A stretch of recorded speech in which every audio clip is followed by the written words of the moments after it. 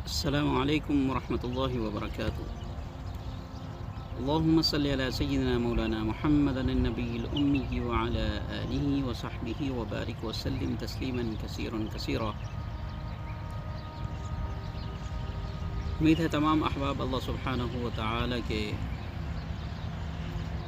فضل اور کرم کے ساتھ ایمان اور صحت کی اچھی حالت میں ہوں گے۔ وقال اللہ تعالی اعوذ باللہ من الشیطان الرجیم بسم اللہ الرحمن الرحیم یا ایہا الذین آمنوا کتب علیکم الصیام کما کتب علی الذین من قبلکم لعلکم تتقون۔ وقال النبی صلی اللہ علیہ وسلم من صام رمضان ایمانا و احتسابا فقد غفر له ما تقدم من ذنبه۔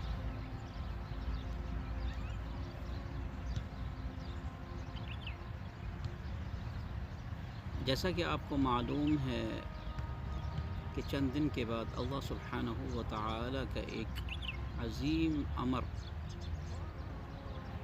اور حکم ہم پر آنے والا ہے،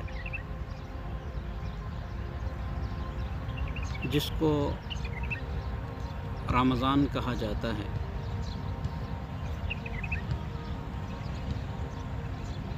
حکم اور امر کی طاقت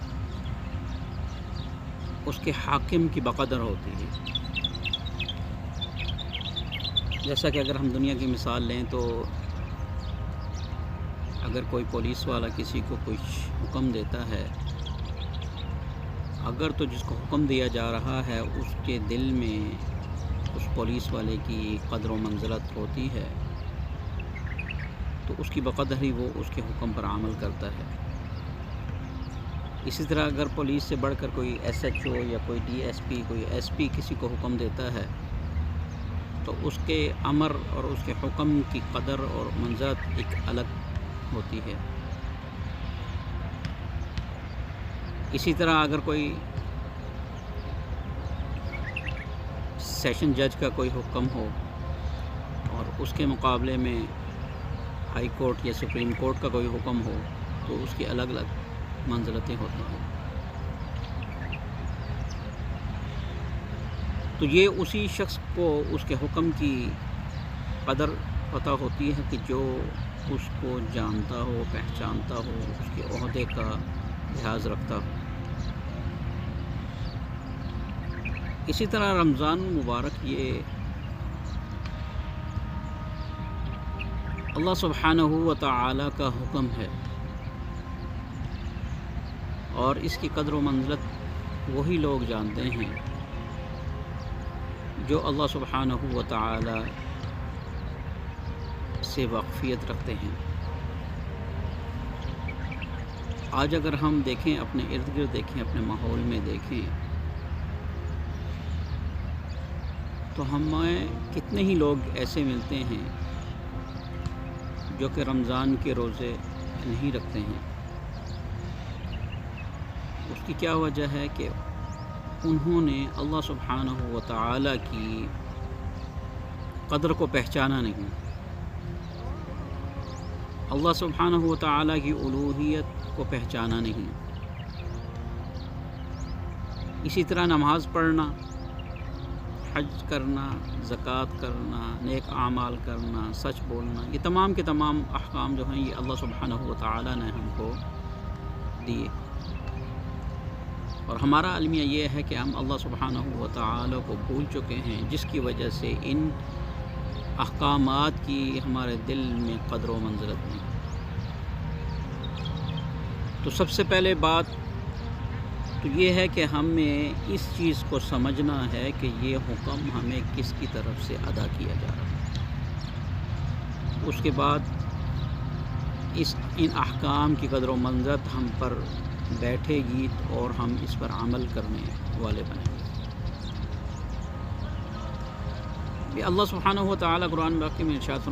فرمایا کہ یا ایھا الذین آمنوا کتب علیکم الصیام کما کتب علی الذین من قبلکم، اے ایمان والو تم پر روزے فرض کیے گئے ہیں، کما کتب علی الذین من قبلکم، جیسا کہ تم سے پہلی والی امتوں کو پر فرض کیے گئے۔ اب روزے پہلی امتیں بھی رکھتی تھیں اور ہم بھی رکھتے ہیں، لیکن اللہ سبحانہ و تعالیٰ کا احسان ہوا ہم پر، پہلی امتیں جو روزہ رکھتی تھیں ان کا ٹائمنگ افطار سے افطار تک ہوتا تھا، یعنی جس طرح ہم سحری کرتے ہیں وہ سحری نہیں کیا کرتے تھے، یعنی ایک دفعہ سحری سے سحری تک ہوتا تھا، یعنی جب سحری انہوں نے کی ہے ایک دن تو دوسرے دن انہوں نے سحری کرنی ہے، افطار کا وقت نہیں ہوتا، اور اس میں جو ہے وہ تمام دوسرے احکامات بھی ان پر لاگو ہوتے تھے اور پورا دن ہے ایسا گزرتا تھا۔ لیکن اللہ سبحانہ و تعالیٰ نے امت محمدیہ پر ایک احسان فرمایا اور ان کو سحری اور افطار دونوں کا وقت دیا گیا، اور افطار کے بعد سے لے کر سحری تک یہ اپنے دوسرے اعمال بھی کر سکتے ہیں۔ اس کے بعد اللہ سبحانہ و تعالی اس رمضان کے اندر سرکش جنات کو بند کر دیتے ہیں اور شیاطین کو قید کر دیا جاتا ہے، اور یہ ایسا بابرکت مہینہ ہے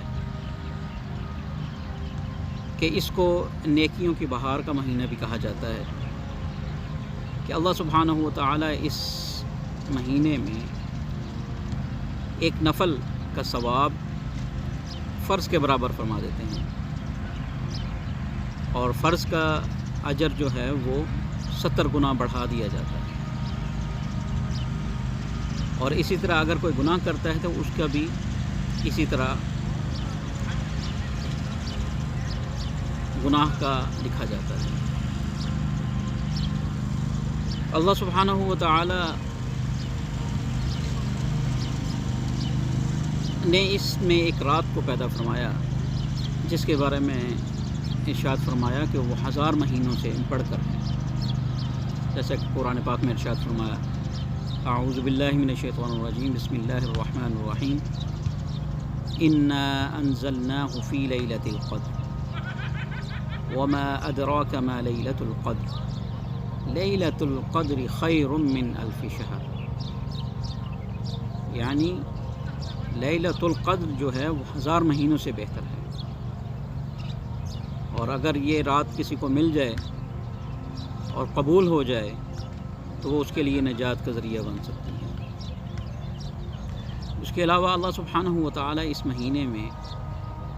پہلے آسمان پر اپنے عرش کے ساتھ تشریف لاتے ہیں، اور 24 گھنٹے آسمانوں سے یہی صدا دی جاتی ہے کہ ہے کوئی گناہوں کی معافی کا طلبگار کہ میں اس کو معاف کر دوں، ہے کوئی توبہ کرنے والا کہ میں اس کی توبہ کو قبول کر لوں، اور ہے کوئی مجھ سے مانگنے والا کہ میں اس کو عطا کروں۔ اور یہ 24 گھنٹے پورے رمضان میں یہ صدائیں لگائی جاتی ہیں۔ ایک حدیث میں آتا ہے نبی اکرم صلی اللہ علیہ وسلم نے 30 شعبان کو خطبہ ارشاد فرمایا، جس کا مفہوم ہے کہ نبی علیہ الصلوۃ والسلام نے ارشاد فرمایا ماذا یستقبلون